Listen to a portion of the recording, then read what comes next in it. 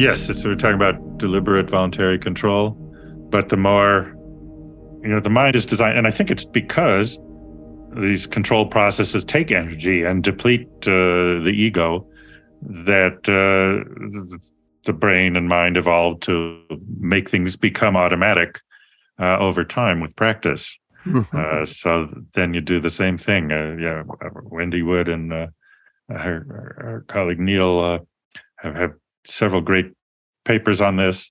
When you're learning a new skill, there's lots of attention, lots of self-awareness, lots of control, also lots of emotion. When it becomes a habit, all those things go away and it just sort of executes much more smoothly. There's a big change for me in my thinking about self-control that came out of, we developed this scale to measure trait self-control, sort of personality, psychology, loyalty. So, we can all say some of our friends have better self-control than others. And the test works pretty well. So some of my colleagues put together a review article on that and looked at all the effects, and there are a lot of positive effects. But when they sorted into the automatic and controlled processes, it seemed the prediction was obvious. That should be the controlled things that self-control predicts, but it wasn't. It was the automatic ones. And they were completely stumped by that. And they said, what does this mean? How can we interpret it? So I always go back and look closely at the data when I'm stumped. So I said, let's go back and see exactly what these things were. And they said, oh, it was habits. And so what we gradually learned is that people with good self-control, they use it to break bad habits and form good habits. So their daily life runs very smoothly on automatic pilot. We think of self-control of, the heroic act with Ulysses on the deck, struggling against the temptation to steer the ship over to hear the sirens, or, a married person strongly tempted to go to bed with someone else and heroically saying, no, I promised I can't do that. Or somebody quitting smoking or alcohol. And this, we think of those heroic moments, and well, there are a few of those. But really, what makes you have good self-control is you use it to organize your life so it runs smoothly on automatic pilot. Again, break bad habits and form good habits. Yes, that's very interesting. And of course, you and I would know that William James wrote a very famous chapter on habit that everybody used to know, but probably nobody knows these days, which is extremely unfortunate. Yeah. But you get a chance to rediscover and discover new things, of course, about habit. Really, really important stuff. Great. Okay. And self-awareness you have talked about in terms of the possibility of interference between kind of excessive self-awareness when you're going to score that final touchdown and you think too much about your legs and suddenly you're on the ground and rolling and you've lost the ball. Yes. So that's also, I think, a kind of experience that many people have. I was also thinking, by the way, that there must be a reason why I keep on snacking when I'm working hard at the computer. It can't be my muscular output, I assume. So it's probably keeping my brain happy. But if I exercised a better set of habits, of course, I wouldn't have to risk making myself fatter. Yes, exercise is a good example. Actually, if you, I was called once to speak at an exercise psychology conference, and so I was happy to do it. But I sort of asked them, why am I here? I hadn't done anything. I thought it was for the choking under pressure work that I had done long ago. Yeah. But they said no, that they were trying to increase people's exercise activities. And so they started with Bandura's idea of self-efficacy, that they would give people control and have them make decisions, and come to the gym and then you can do this first or that first or whatever. And they said that didn't work at all. People didn't want to do it. It seemed it took them enough self-control to get themselves to the gym. Right. And then they just wanted to be told, get on here the treadmill and run for 10 minutes, or they just wanted everything laid out for them. They didn't want to have to make decisions, which then they came around to us, to ego depletion. If self-control is limited, use it to get yourself to the gym. Now for me, I figured out early on that exercise is one of the keys to living a long, healthy life. And they say you're supposed to do different exercises and so on, but the easiest thing to continue is just every day around 4 o'clock. I stop. I don't have to question it. I don't have to decide, do I exercise today or not?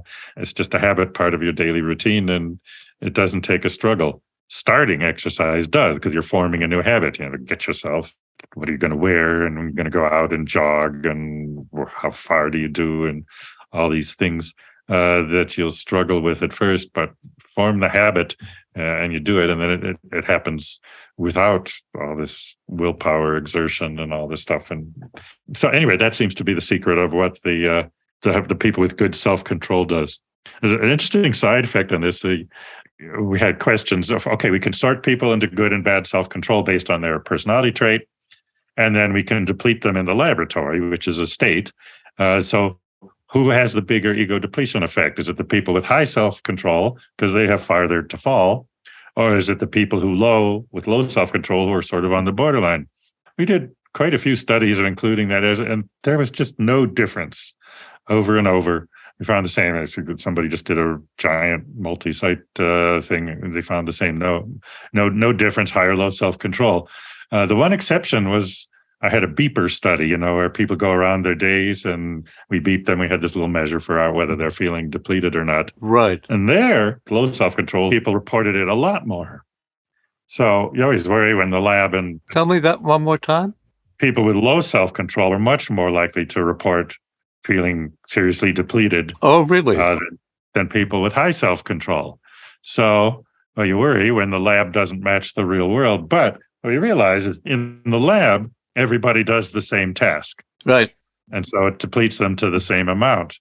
But in life, people with low self-control have much more screwed up lives. And they have a lot more problems to deal with. So they don't pay their bill, and the electricity gets shut off, or the cable is shut off, and then they have to deal with that. Or they say things, they get mad at their partner and say things they don't mean, and then they have a big fight, and then they're sleeping on the couch or whatever, and then they have to patch that up. Or, things are supposed to be in by a deadline and they miss the deadline. So that's why they're a lot more depleted in daily life, even though the lab findings consistently showed everybody gets depleted to the same amount if you do the same task. But it's a much more formidable life. People with good self-control, like I said, they get their lives organized, do things on time, develop good work habits and study habits and all those things. And so then life goes much more smoothly without exerting, without these heroic things. Yes. So this is also called trait conscientiousness in personality science. And of course, that's right next door to your work. Social psychology and personality seem to be very close cousins. Yes. Conscientiousness is one of the big 5 traits, so it combines a lot of others, but I think self-control is the major part of it. There's an overlap. There are a couple other things. High conscientious people are more traditional oriented, and I guess they tend to believe more in hard work, which is some, maybe a self-control thing there too. But yes, conscientiousness is the term from the big 5. I'm very interested in the big 5 for obvious reasons. It turns out to be really, really important in people's lives, of course. And then the question comes up, people who are low in conscientiousness and who have more troubled lives, less predictable lives perhaps, why did that trait evolve in human evolution, assuming that it did? Well, you can say one answer is that human evolution made more self-control, but not everyone benefits to the same degree. I assume the positive part was adapting, given that most animals don't have nearly as much self-control as humans. They're not nearly as able to project into the future. And So self-control is a species-specific trait. yes, or almost. You can teach your dog a few rules, like don't get up on the sofa, and you come home and the dog is on the floor, although the sofa is warm. What it learns Uh-huh. is Oh, not to get on the sofa when you're around. right. But it still can exert, some things like that. I'm guessing the earliest self-control evolution was in a social group where the alpha male eats first, because a hungry animal seeing food is going to eat it, right? That's part of Right. what the brain evolved to make sure. But it learns that if you eat out of turn, the alpha male is going to beat you up. And so you learn to wait your turn there. That Right. might be one of the earliest self-controls, but nothing like, long-term retirement planning and other things Right. humans do. Yeah, yeah, yeah.